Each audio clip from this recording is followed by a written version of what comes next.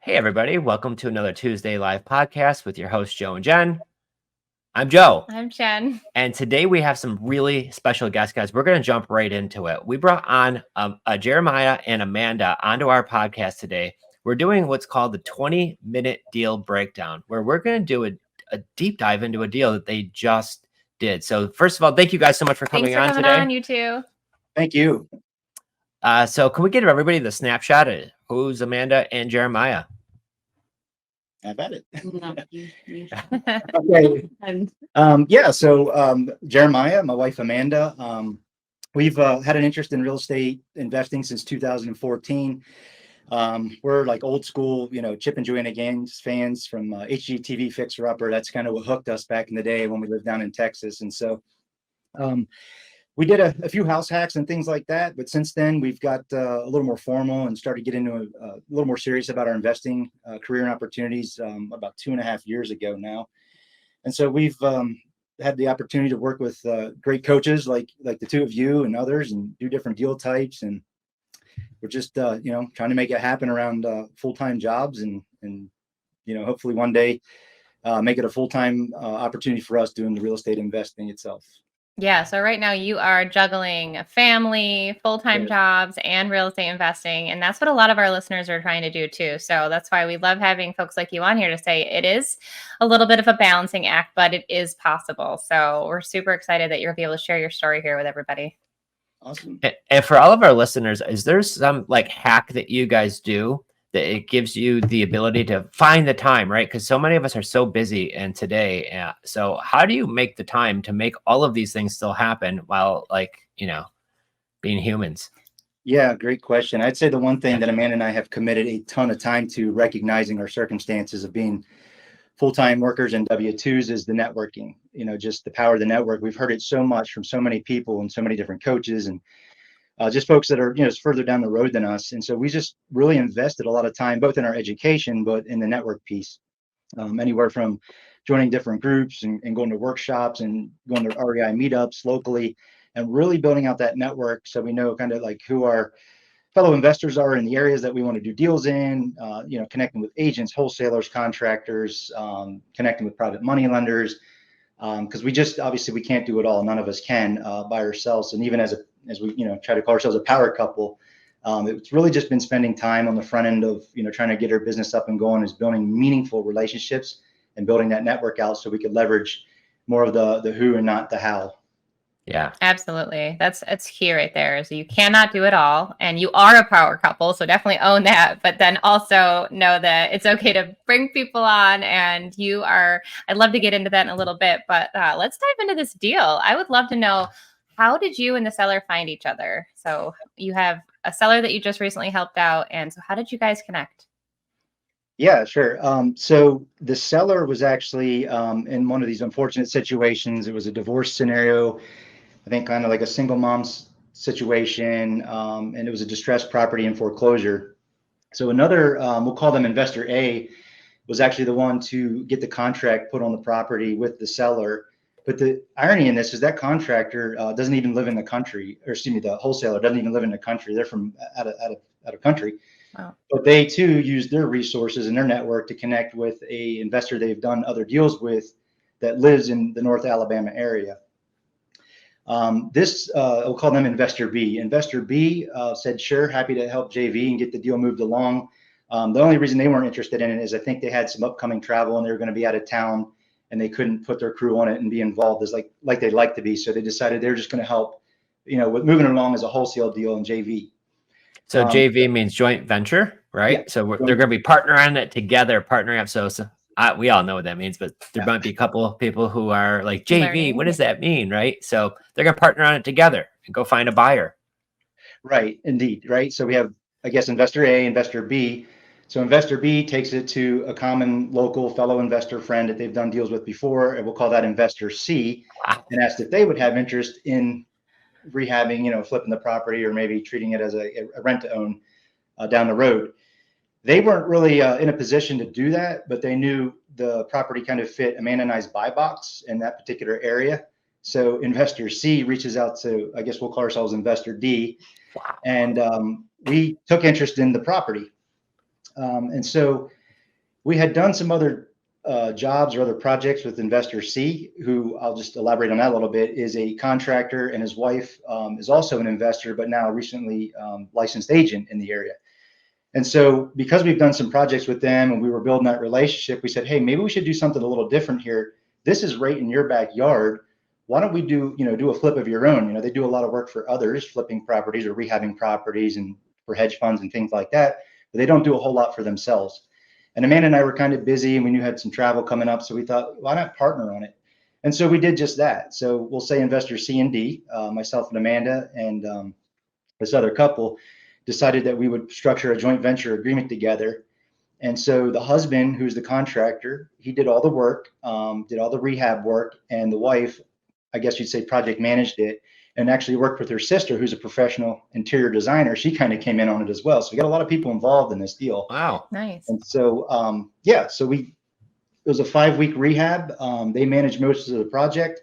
And then we basically, how we positioned ourselves, I guess I should elaborate on that for your listeners, is we actually bought it in our LLC, and we were going to be the bank. We said, hey, we'll just fund the deal. You guys manage it. We'll split the profits 50-50 on the back end. And everybody was happy with that. And that's how we structured the agreement. Yay. But there's another win here. There's another involved party. So an hour after I signed the agreement, the assignment agreement for this deal, and the purchase price on the property was $100,000, this little house down in Pullman, Alabama. About an hour later, I got a phone call came in from a guy that we're friends with and hang out with from time to time. And I always try to drop nuggets about what we're doing. And so for the last 2 years, I guess I call that like my seasoning period. So he had the call on a Saturday, an hour after I signed this agreement. And he's like, hey, you guys still fooling around with that real estate stuff? I said, well, yes, sir, we are. Why? What you got? He's like, I got $100,000. Is there something you could do with it? Oh, wow. By golly. Yeah. So I guess long story short, we ended up positioning him as the private money lender for the purchase price of the property. And so Amanda and I really just ended up connecting a lot of dots there to back ourselves out, but still be kind of passive partners on the deal. And so that's kind of how we structured that one. I have to say that was probably the nicest one because it's so much work. Every other flip, I've been the one who's had to do all the project managing. I'm the one who's had to do all the running around, picking up supplies when it's not something you could get shipped to the house. And it's a lot of work. And like we have a project that's going on and I'm doing that again. And I'm like, can we go back to the other one?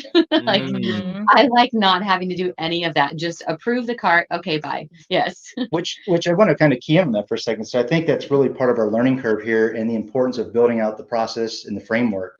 We know what it feels like to get in the trenches and we're willing to do that. But now we got a taste of what it's like to sit back and kind of passively, if you want to use that term loosely here, manage a project like we did. So, now our focus, I think, is a little different as we move forward in kind of our rehabbing model. I gotta say, you guys dropped so many little moments, breadcrumb trail of gold nuggets just now from how you found the deal, right? Your network is your power and your super strength. And this is where we always gave you guys a ton of kudos because out of our whole group, you guys are putting in so much work, going to all the meetups, going to all of the things, making sure you're connecting with the right people. And it's these relationships and connections that, really help move the needle. And how did we know they were doing that? Because they were sharing it on social media. Yeah. So not only were you going and showing up to the events, you're also posting on social, which that just takes it that much further. And so I always like to echo that the power of social media is unreal, you guys. So take a page out of Jeremiah and Amanda's book here as they are literally sharing the step-by-step actions to, like Amanda just said, remove yourselves from some of the parts of the business that you may not enjoy. Because yes, if you flipped a house, those runs to Home Depot are cool at first, but they get very tiresome. Yeah. And I think the big thing too is, another key component to this, you guys were talking to this gentleman long before who wanted to lend money. Okay, so they wanted to lend money a long time, or you asked, or at least had conversations about it, but it didn't come to fruition until years later, and just happens to be at the most perfect time, which is the most wonderful thing, right? Yeah. But that's a great thing. So you put in those years ago, you've been having the conversations, going to the meetups. Now you get this deal brought to you, right, from an investor friend. You guys end up partnering the deal. Yep. Get somebody else to even fund the deal. Get somebody else to manage the deal. So Amanda's like, high five. I don't even have to. And so when we talk about real estate being passive, it's not passive, but there are things you can do to really get some of that heavy lifting off of your plate and let people who love to do that part do it for you. And our coach always says the less you do, the more you make.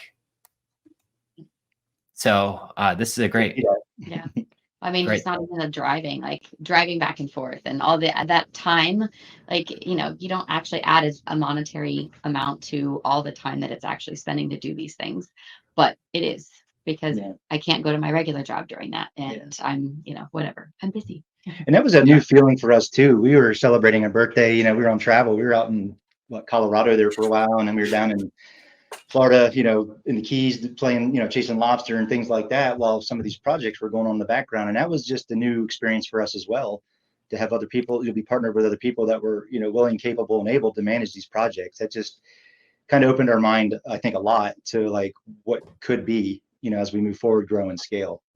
So y'all need to do more of them. Yeah, I love that. Willing, capable, and able. Like those are some key qualities there. So in this deal particular, was there any like certain challenge that you would say that you faced, or a big obstacle?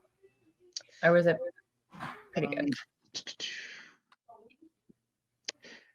Not in this particular one. It actually went, I think it went relatively smooth. I mean, there was some things that I think Amanda and I probably overthink things a little too much, or maybe we're a little critical of the work being performed by the contractor. But at the end of the day, he did a phenomenal job. It's a beautiful house. It'll make a beautiful home for, a family. And I'd say, so far, everything's gone really smooth, based, using the criteria of other flips that we've done, other projects we've done. This one went really well. I mean, there's still a learning curve because we are having someone else like help manage it and do things, so things that like other people don't think about, because I've done a few of them myself. If I am having something shipped, I know I have to watch the shipping times, and I know I have to watch this and this, because our projects have timelines. And when someone else is doing that, but not paying attention and just says, here's my cart, will you order? And I say, okay, everything looks good, and ship it. And it's like a week and a half later, and they're like, where's my stuff? I'm like, that's on you. You picked. So it's like, now, I kind of let it happen, but then now stepping back, and it's like, okay, so now we did that. And now you have to pay attention to this stuff. Like you have to watch, you might have to change your projects, or change, the order of what you're doing, or actually change what you're buying, because, so it's little stuff. But when you're doing a flip, and I mean, from the actual start to finish of the actual work, I think it was like 3 weeks, maybe. So doesn't give you much wiggle room. So like you really have to pay attention to timelines even more. And so trying to work with somebody else on timelines and understand that when, it's kind of out of my control, but like trying to teach them so we can do more projects together. And so it's been that's so key. And I think what listeners might be wondering was, how did you communicate? We touch on standard operating procedures, SOPs, if you've heard of those before. So you kind of have like you said, to check the dates of when things are going to arrive.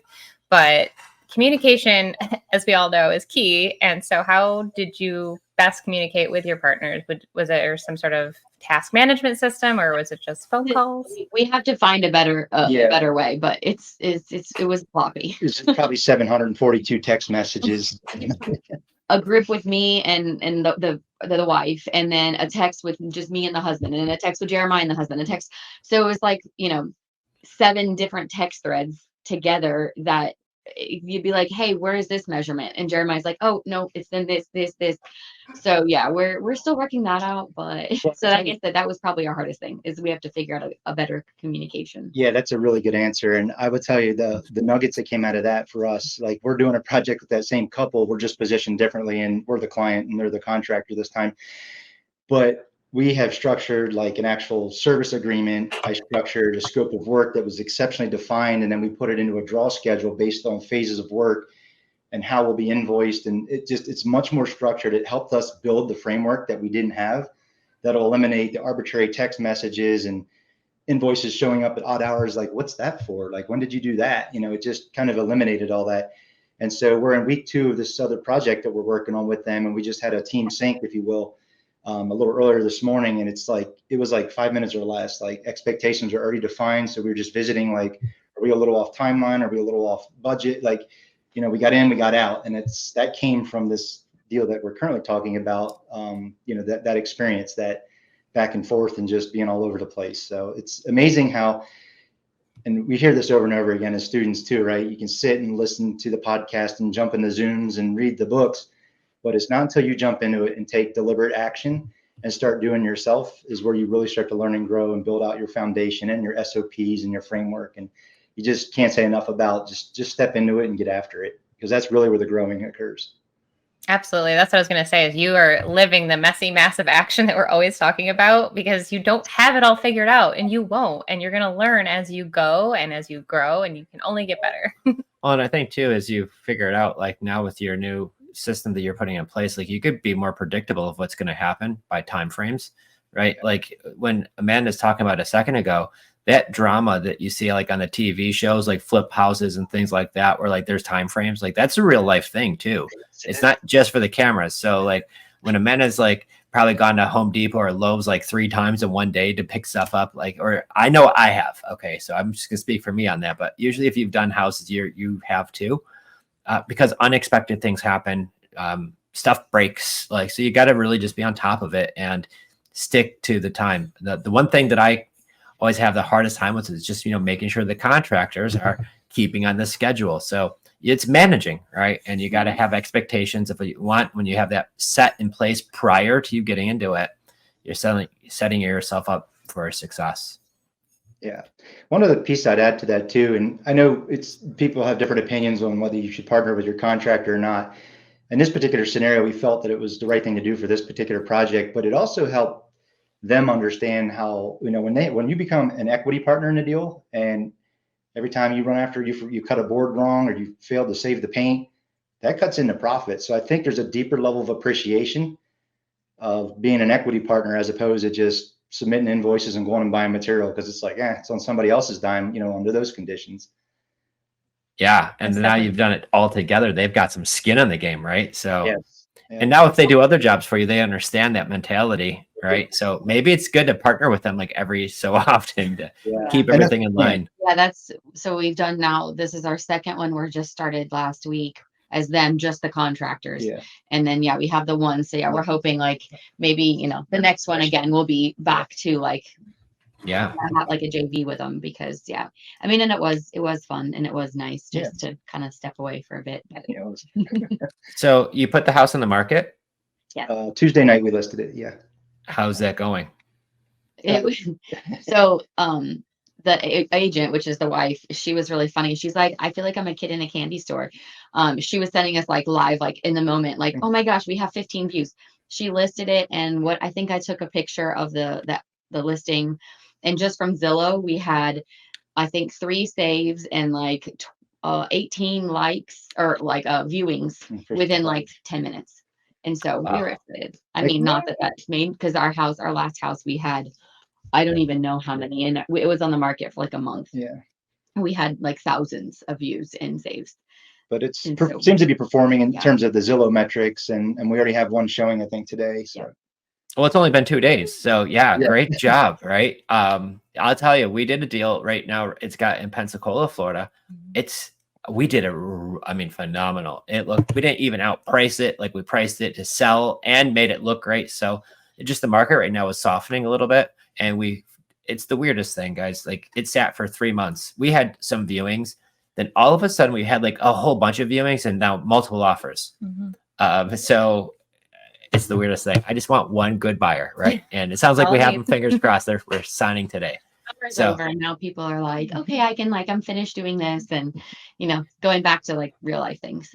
Yeah, I completely agree. So I think you've got some good timing going into the time of year. So awesome. Well, that's really exciting. And you could see as you're taking these small steps down the road, they equal big, long distances, right? So it's all these little learning things that you do. And then you get to look back and reflect and like, my gosh, so save the pictures, document the process. Count the wins too. Because I know it's really easy to get stuck on, what we could have done better and we need to fix this. But you guys are doing a lot quickly. So make sure that you sit down weekly, monthly review, like every little step along the way is a win. And pat yourself on the back for it. You guys deserve a nice dinner out, and remember husband and wife time, because if you work together full time too, it's like all business, and we're talking about real estate. So I'm so excited that you guys have so much going on.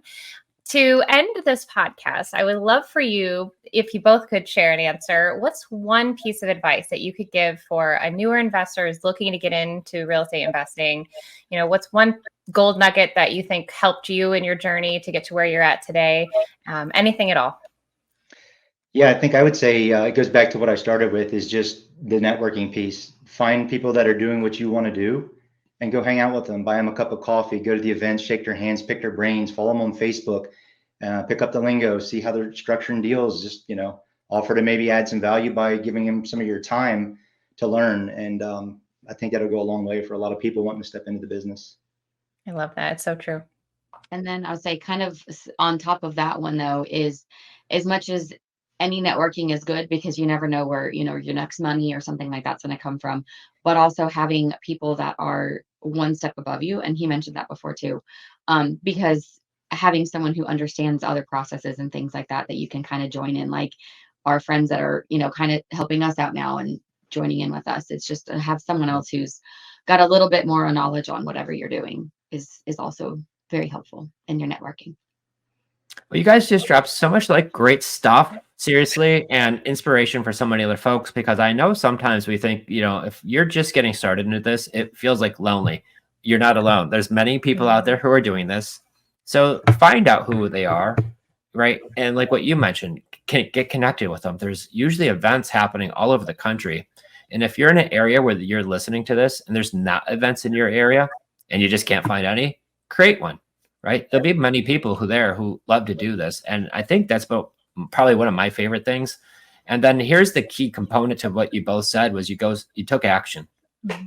So you got the stuff, you got around the right people, you made the connections or relationships, but then you two put all this knowledge into gear, hit the gas, and this is why you're able to do what you're doing. So great job, guys. Yeah. Thank you. Thank you.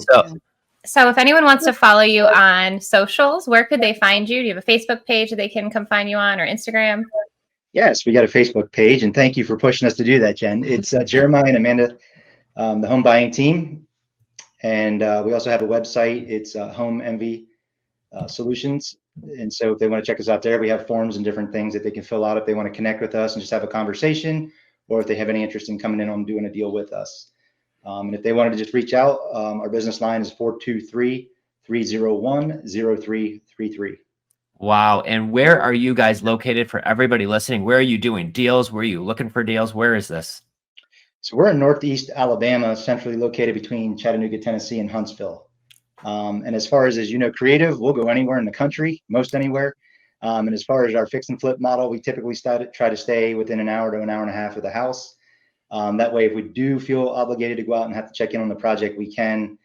And at some point, we're going to try to convince ourselves to start doing some virtual flipping. So that'll be a whole new experience. Oh, boy. Well, then if you're listening and you're getting deals down in Alabama and you need somebody to help you with your deal, or if you're like, hey, I got a deal, you could have it, or whatever you've got going on, make sure you talk to Jeremiah.